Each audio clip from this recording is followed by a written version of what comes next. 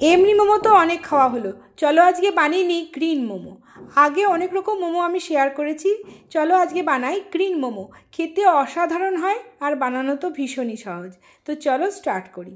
এর জন্য প্রথমে আমি একটা চপারে দুটো কাঁচা লঙ্কা, সামান্য ধনেপাতা, বেশ কিছুটা পেঁয়াজ, রসুন, আদা টুকরো করে নিয়েছি। 3টে বড় সাইজের পেঁয়াজ আর ওই 8 থেকে 9 কোয়া মতন রসুন, ওরকমই 3-4 কোয়া আদা একসাথে নিয়েছি। এবার ভেজিটেবিল চপারে সব কিছুকে খুব ভালো করে চপ করে নিচ্ছি। আর তোমার যদি চপার না থাকে হাতে কুচিয়েও নিতে পারো, বা সব কিছুকে মিক্সিং জারে দিয়ে একবার ঘুরিয়ে এরম টুকরো টুকরো করে নিতে পারো। এবার কুচিয়ে রাখা সব উপকরণগুলোকে একটা বড় বাটিতে আমি ঢেলে নিচ্ছি।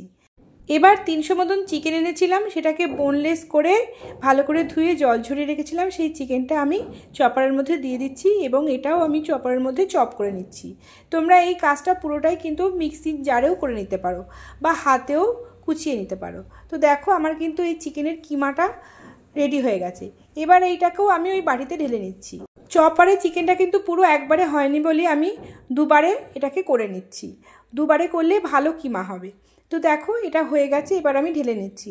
এবার এর মধ্যে কিছু উপকরণ মিশিয়ে এটাকে ম্যারিনেট হতে রেখে দেবো।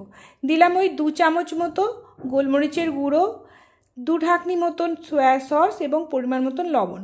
লবণটা একটু কম দেবে, যেহেতু সয়া সসের মধ্যে বেশ লবণ থাকে, তাই লবণটা একটু কম পরিমাণে আমাদের দিতে হবে, তবে অ্যাডজাস্ট হবে।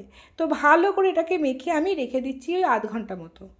অন্যদিকে এবার ময়দাটা মেখে নেওয়ার জন্য, যেহেতু গ্রিন মোমো, সেহেতু প্রথমে একটা মিক্সিং জারে দিলাম 1 আটি মতো ধনেপাতা, সামান্য লবণ আর ডিসিডেড করে একটা কাঁচা লঙ্কা, মানে কাঁচা লঙ্কার বীজগুলো আমি ফেলে দিয়েছি। সামান্য জল দিয়ে এর একটা পেস্ট বানিয়ে নিলাম। এবার ধনেপাতার মিশ্রণটাকে একটা বাটিতে আমি ঢেলে নিচ্ছি এবং অল্প অল্প করে ময়দা দিয়ে একটা ডো রেডি করে নিচ্ছি। আমি ধনেপাতাটা একটু কম দিয়েছি এবং আমার একটা ভুল হয়ে গেছে, ধনেপাতার মধ্যে আমি বরফ মেশাইনি, ফলে রঙটা একটু চেঞ্জ হয়ে গেছে।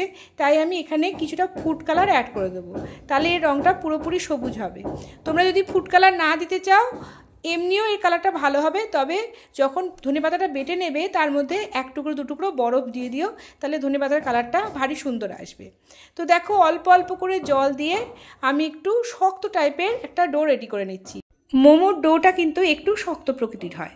তো দেখো সামান্য একটু ফুড কালার দিলাম ভালো কালার আসার জন্য, দিয়ে ভালো করে এটাকে মিশিয়ে দিচ্ছি। আর কালারটা কিন্তু একেবারেই অপশনাল, তোমরা না চাইলে নাও দিতে পারো, তবুও কালারটা কিন্তু ভাপিয়ে নেওয়ার পর মোমোর ভালোই আসে, শুধু ধনেপাতা দিয়েও। তো এবার এটাকে কিন্তু ওই মিনিট 5 মতো রেখে দিয়ে ছোট ছোট লেচি কেটে নিচ্ছি এবং প্রতিটা লেচিকে আমি সামান্য ময়দা ছিটিয়ে বেলে নিয়ে এটাকে মোমোর শেপ দিয়ে নেব। অল্প অল্প করে ময়দা দিয়ে এটাকে আমি বেলে নিচ্ছি।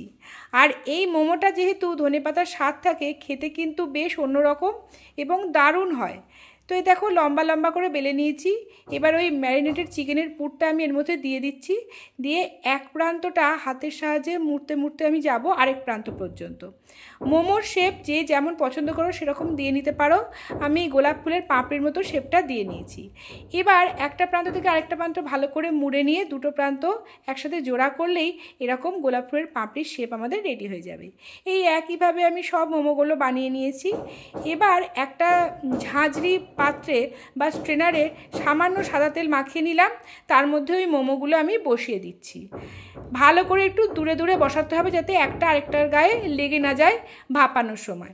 তো সব মোমোগুলো কিন্তু আমার এইভাবে সাজিয়ে নেওয়ার পর আমি এটাকে ঢেকে নিচ্ছি। আর তলায় গামলার মধ্যে দিয়েছিলাম আমি সামান্য জল। তো মিনিট 7-এর মধ্যে কিন্তু আমার মোমোগুলো রেডি। দেখো বেশ সুন্দর কিন্তু কালার এসছে। আর যেহেতু ধনেপাতার ফ্লেভারটা এর মধ্যে আছে, তাই ধনেপাতার চাটনি ছাড়াই কিন্তু এটা দুর্দান্ত লাগে। তো এই মোমোগুলো আমি টমেটো সসের সাথে সার্ভ করেছি। আর তোমরা যদি টমেটোর যে মোমোর চাটনিটা হয় সেটা বানিয়ে থাকো, তাহলে তো অসম্ভব সুন্দর লাগবে খেতে।